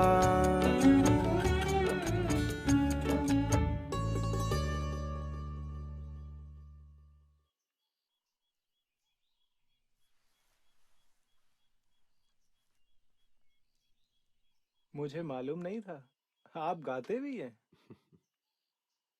राजा, मैं केवल अकेले में परम के लिए गाता हूं।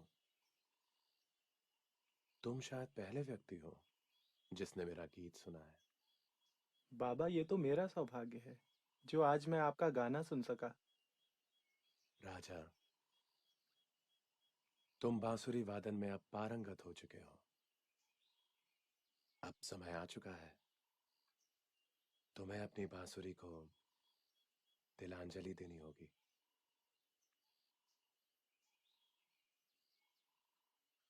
जो कुछ मुझे प्यारा है वो मुझसे छीना क्यों जाता है? अगर मैं आपसे कहूं कि आप गाना छोड़ दें तो क्या आप छोड़ देंगे?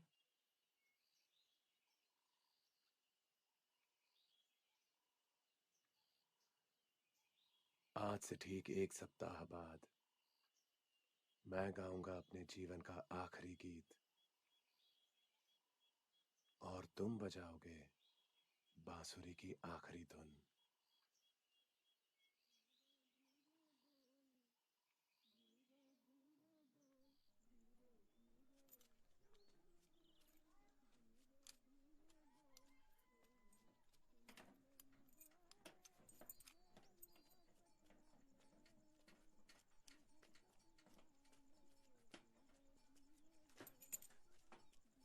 आशा करते हैं कि आप आती रहेंगी। जी बिल्कुल।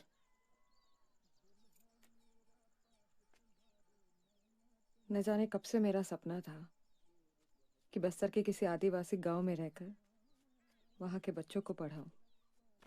सरकार ने मंजूरी दे दी है। उस पाठशाला का नाम शशि रखूंगी। रजनी जी आपकी बहुत याद आएगी। और आपने जो अपनी किताबों का खजाना हमारी लाइब्रेरी को दिया है ना, उसके लिए शहर हमेशा आपका शुक्रगुजार रहेगा।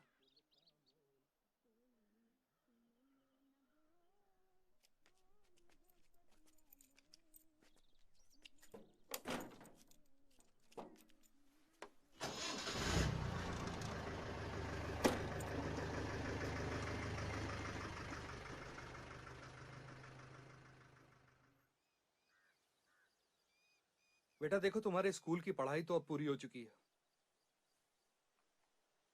और जबलपुर में अब तुम्हारे कॉलेज के एडमिशन की बात कर ली है मैंने, तो जाने की तैयारी कर लो। अब तक अनगिनत किताबों की खाक तो मैं छान ही चुका हूँ, पर कुछ हासिल तो हुआ नहीं। कॉलेज की नपी तुली पढ़ाई में क्या हासिल होगा? राजा, तुम और तुम्हारी ये पहेलियां ना, एक बात समझ लो कि कॉलेज की पढ़ाई से और कुछ तुम्हें हासिल हो या ना हो, डिग्री जरूर मिल जाएगी। और एक बार डिग्री हाथ आई ना तो नौकरी मिलते देर नहीं लगेगी। चलिए ये भी करके देख लेते हैं। वैसे भी एक एक करके इस शहर से मेरा नाता तो टूटता ही जा रहा है।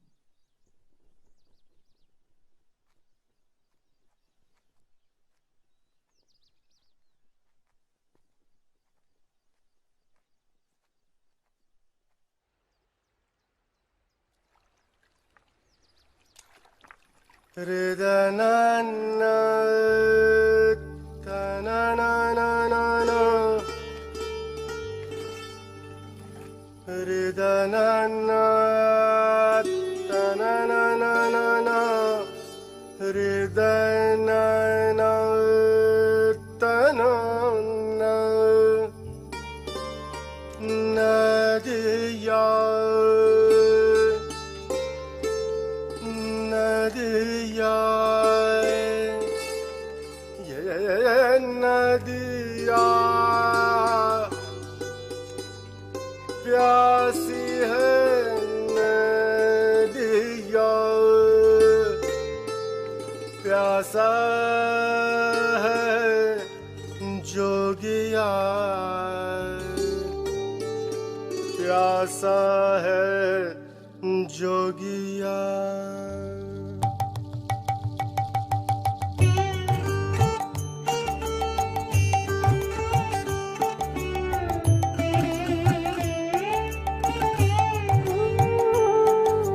प्यासी है नदिया, प्यासा है जोगिया, प्यासी है नदिया, प्यासा है जोगिया। चले दोनों खोजन, चले दोनों खोजन परम पिया, चले दोनों खोजन, चले दोनों खोजन परम पिया। प्यासी है नदिया, प्यासा है जोगिया, प्यासी है नदिया, प्यासा है जोगिया।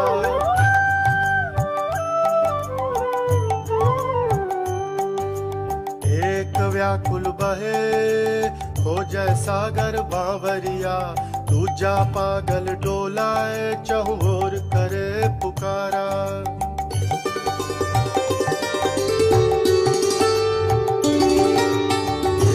व्याकुल बहे खोजे सागर बांवरिया, दूजा पागल डोलाए चहुओर करे पुकारा। अजब है तेरी माया कोई पार न पाया, अजब है तेरी माया कोई पार न पाया।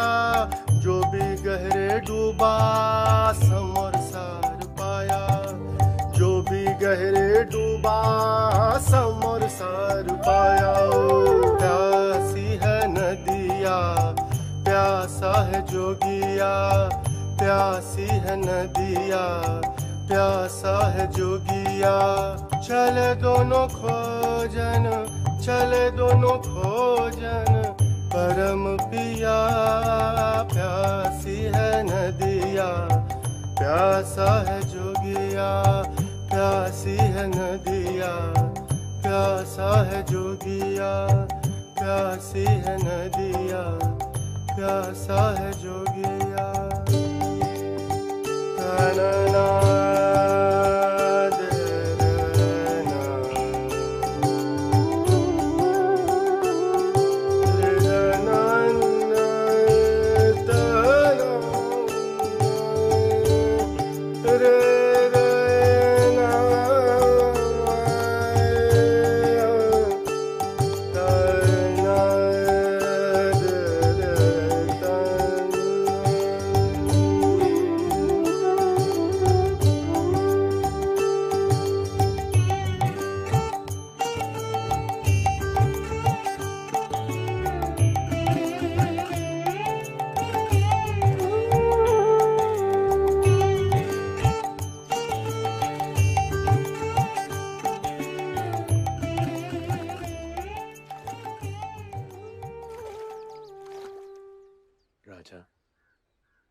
वो समय आ गया है जब तुम्हें तुम्हारी ये प्यारी सी बांसुरी को विदा करना होगा। जब एक संगीतज्ञ अपने शिखर पर पहुंच जाता है तो उसे अपने साज को त्यागना ही पड़ता है ताकि वो संगीत की लय में छुपे मौन का स्वाद चख सके।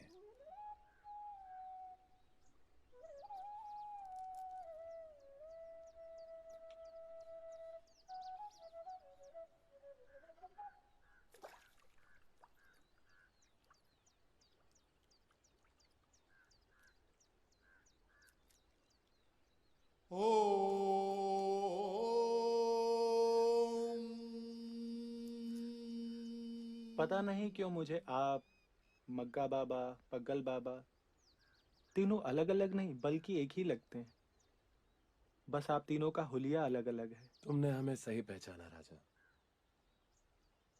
सत्य की राह पर चलने वालों की सुगंध एक सी ही आती है।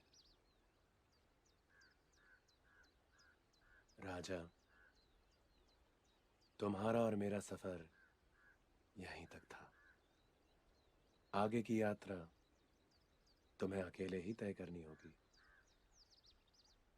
जाओ, स्वर्णिम भविष्य तुम्हारा इंतजार कर रहा है।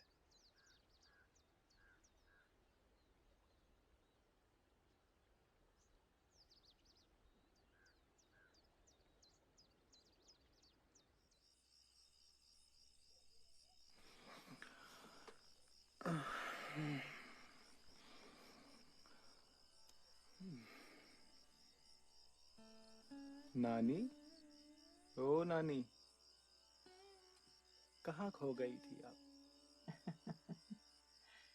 बेटे, बचपन में हर रात तुम अपने जिए हुए पल मेरे हवाले कर देते थे। बस उन्हीं अनगिनत पलों की यादों में खो गई थी।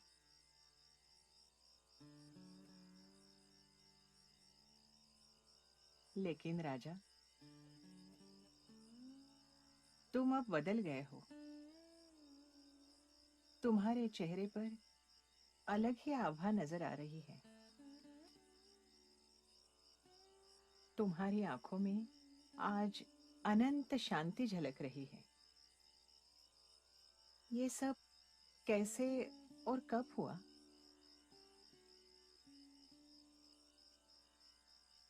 नानी, यही तो मैं आपको बताने आया था।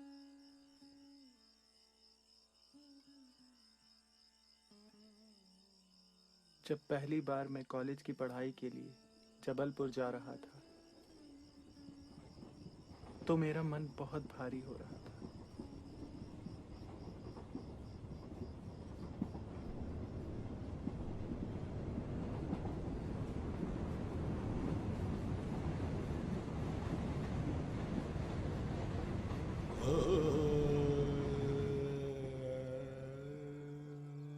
जबलपुर में जिस परिवार के साथ रहने का प्रबंध पिताजी ने किया था, वहां कोई खास तकलीफ नहीं थी, पर अकेलापन पाने के लिए मेरा दम घुटता था। सो मैंने बगैर पिताजी को बताए एक अलग मकान ढूंढना शुरू कर दिया।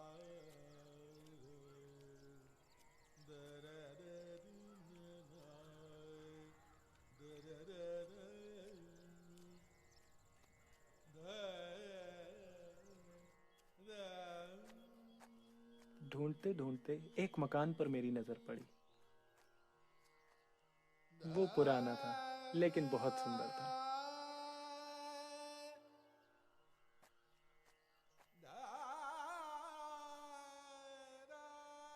मैं ढूंढता हुआ उसके मालिक, एक पक्के सिंधी श्री चरणदास के पास पहुंचा।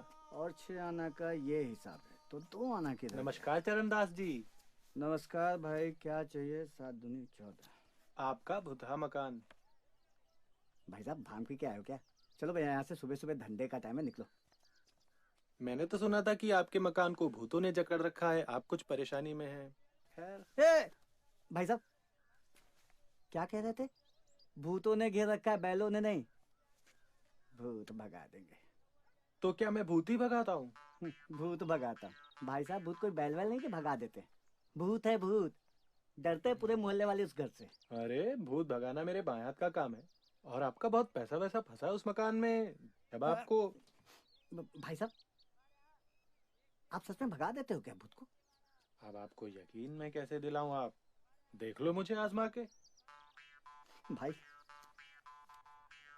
सच कहता हूं, मतलब ना, पैसे की चिंता नहीं है मुझे। इज्जत दांव पे लगी है, बहुत बुरा लगता है जब मोहल्ले से निकलता हूँ ना, छोटे छोटे बच्चे ए भूतिया चरणदास जब बोलते हैं ना खून खोल जाता है। इतना पैसा किस काम का है? नहीं नहीं, आप बिल्कुल चिंता मत कीजिए, अब कोई नहीं कहेगा आपको। एक बार मैं वहां चला गया तो भूत वहां से निकल ही जाना है। भाई अरे यार, ये लो चाबी। वैसे किस तरीके का भूत है? कभी कभी ना रात में छम छम की आवाज आती है तो लगता है औरत भूत है। कभी कभी चिल्लाने की आवाज आती है तो लगता है दो भूत है। आप भगा दोगे ना? 2 भूत है? हाँ। तब तो मुझे कुछ ज्यादा दिन रुकना पड़ेगा वहाँ। आप रुको, कोई परेशानी नहीं है, अपना घर है। हाँ। और चावल दाल नमक कुछ भी चाहिए? अरे नहीं नहीं मेरी तरफ से चलिए लेके जाओ। ठीक है, समझ गए मतलब? ठीक है, मैं चलता हूँ। हाँ ठीक है। भगवान। बस वहां से निकला और सीधा उस घर पर पहुंचा। उसे देखकर मुझे बहुत खुशी हुई। मैं जानता था यहाँ कोई मुझे परेशान करने वाला नहीं है। मैंने जैसे ही उस घर का दरवाजा खोला, वहां रौंद देने वाली शांति थी। पर शायद मुझे तो यही चाहिए था। दिल में अजीब सा सुकून था। बस मैंने अपना सामान उठाया और उस घर को अपना लिया।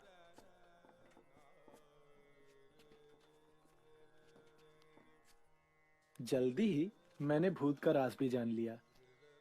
वो मकान एक खुली जगह पर था। जब तेज हवाएं चलती थीं, तो पेड़ की टहनियां आपस में टकराकर आवाज करती थीं और लोगों ने उसे भूत से जोड़ दिया था। मैं वहां बहुत खुश था। चरण दास ने खाने की चिंता भी दूर कर दी। जब भी उसकी दुकान पर जाता, वो मेरा झोला राशन से भर देता और मैं मुस्कुराते हुए चल देता। कुछ दिन कॉलेज जाने के बाद मुझे लगा कि वहां जाना बेकार है, क्योंकि मुझे मेरे सवालों के उत्तर नहीं मिल रहे थे। प्रोफेसर्स के साथ कई बार बहस हुई। कारण सिर्फ इतना था कि मेरे सवालों के जवाब उनकी रटी हुई किताबों में नहीं थे। मैंने शहर की लाइब्रेरी में जाना शुरू कर दिया। वहां खूब पढ़ता और मन शांत नहीं होता तो घर पर आकर भी पढ़ता। मनुष्य के इतिहास में रचे गए हर शास्त्र द्वारा उस परम रहस्य को जानने की कोशिश करता। यहाँ तक कि कार्ल मार्क्स और लेनिन की सारी किताबें पढ़ डाली थी, पर उन मुर्दा शब्दों ने कभी कोई जवाब ही नहीं दिया।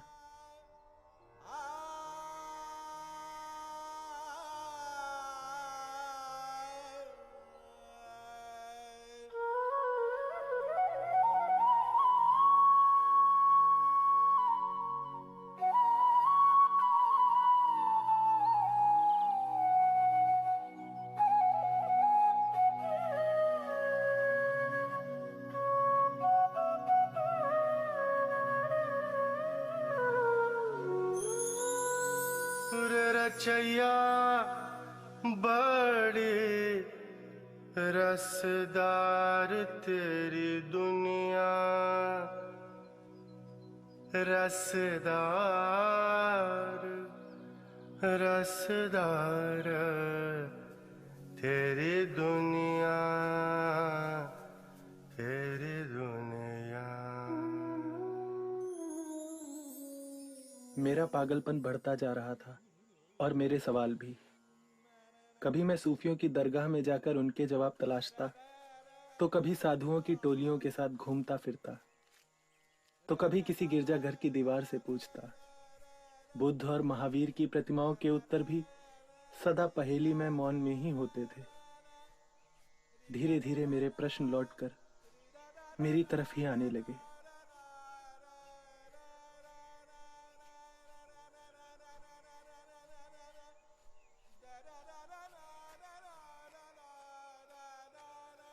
लगता था उत्तर मेरे आसपास ही है, जो मेरी समझ से परे है। दिन और रात का भेद खो चुका था। अकारण मैं पूरी रात यहां से वहां भटकता रहता था। क्यों और कहां से नाता टूट गया था। वक्त रुक चुका था। मैं चल रहा था। उन्हीं दिनों किसी ने मेरे बारे में पिताजी को खबर कर दी, तो वो एक दिन मुझसे मिलने आ पहुंचे। मेरी हालत देखकर एकदम घबरा गए और मुझे एक वैद्य के पास ले गए। उस वैद्य ने मुझे देखा और मुस्कुराकर एक बोतल में मीठी शरबत दवाई कहकर पिताजी के हाथ में दे दी। पिताजी मुझे हिदायतें देकर घर लौट गए।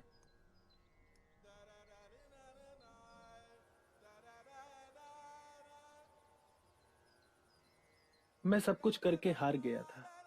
उस दिन मैंने तय किया कि या तो जीवन का अंत या जवाब। कभी मैं अपना सिर दीवार से टकराता और कभी यूं ही घंटों छत को घूरता रहता।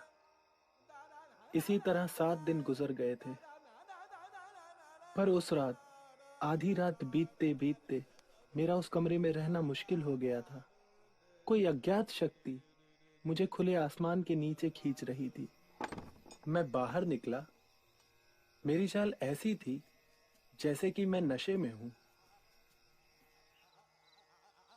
वो रात नहीं, दिन था शायद। सब कुछ साफ साफ दिख रहा था। हर कदम के साथ वहां पहुंचने की जरूरत बढ़ती जा रही थी। मैं रुकना नहीं चाह रहा था और वो शायद रोकना। शायद यही जानने जा रहा था कि कहां जा रहा हूं। काफी देर तक यूं ही चलता रहा और उसके बाद रुका।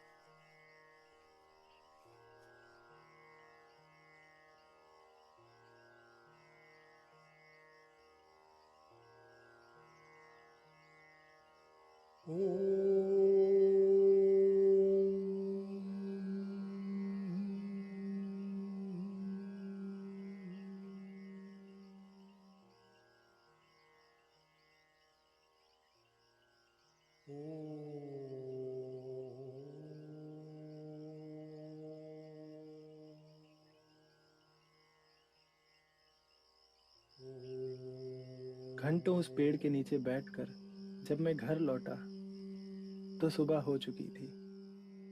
मेरी भी और इस दुनिया की भी। वहां जो कुछ था सब नया हो गया था। हर चीज खूबसूरत थी। वो बिखरी हुई किताबें मुझे देख रही थी। उनके सवालों का जवाब मेरी मुस्कुराहट में था। वहां की हर चीज मुझे देखकर खुश थी और मैं उन्हें देखकर। ये घंटों चलता रहा। मुझे सबसे पहले आपकी स्मृति आई और मैं सीधा आपसे मिलने चला आया। अपने इस अद्वितीय अनुभव को आपके साथ बांटने। नानी, ये जो प्रेम और आनंद की अनमोल संपदा मुझे मिली है, इसे मैं सभी के साथ बांटना चाहता हूं। और ऐसा करने के लिए मुझे आपकी आज्ञा चाहिए। राजा, पहले तुम केवल मेरे राजा थे, अब जगत के राजा हो गए हो। जाओ और संपूर्ण जगत को अपने ज्ञान और प्रेम से रंग दो। मगर सबसे पहले मैं तुम्हारी शिष्या बनूंगी।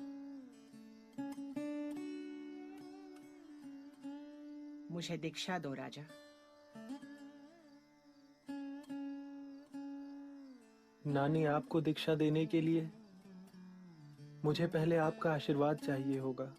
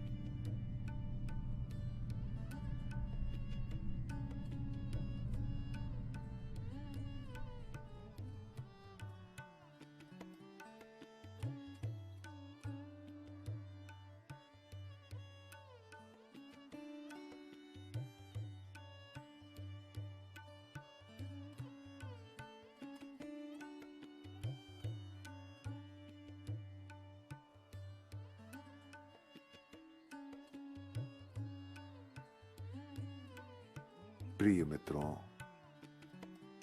मैं सिखाने नहीं, जगाने आया हूं।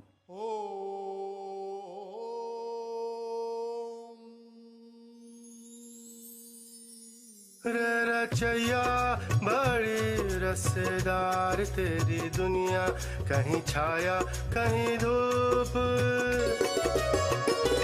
रे रचैया बड़ी रसेदार तेरी दुनिया, कहीं छाया कहीं धूप। रे छलिया बड़े मजेदार तेरी माया, कहीं अरूप कहीं रूप। रे छलिया बड़े मजेदार तेरी माया, कहीं अरूप कहीं रूप। बूझ ले बबुआ बूझ ले, बूझ ले बबुआ बूझ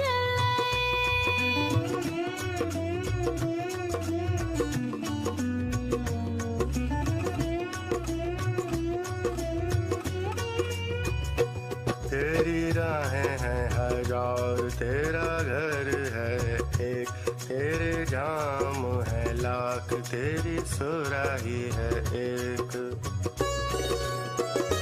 तेरी राहें हैं हजार, तेरा घर है एक, तेरे जाम है लाख, तेरी सुराही है एक। रे पिलैया बड़े घुमौदार तेरी सीढ़ियाँ, कहीं मदिरालय कहीं देवालय। रे पिलैया बड़े घुमौदार तेरी सीढ़ियाँ, कहीं मदिरालय कहीं देवालय। डूब ले रसिकवा